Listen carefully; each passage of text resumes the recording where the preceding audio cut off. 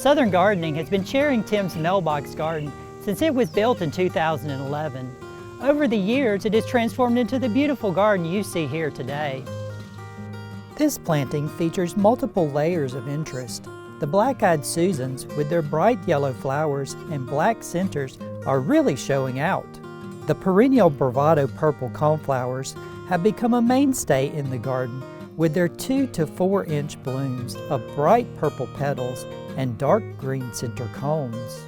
This year, red and orange colored coneflowers were added along with white pentas that stand out against the dark green foliage.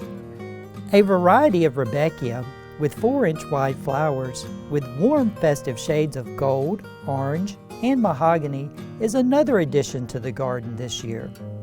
I love the lower growing plants sprawling all around the landscape bed.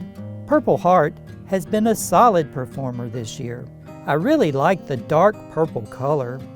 Ornamental peppers add color and interest to the garden and look great tucked in behind the Purple Heart.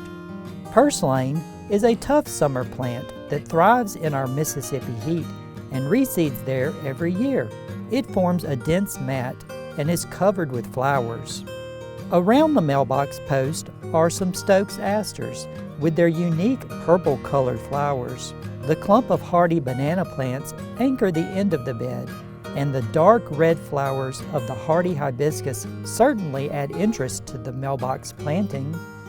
Try using some of these plants to create a beautiful mailbox planting of your own. I'm Eddie Smith, and I will see you next time on Southern Gardening.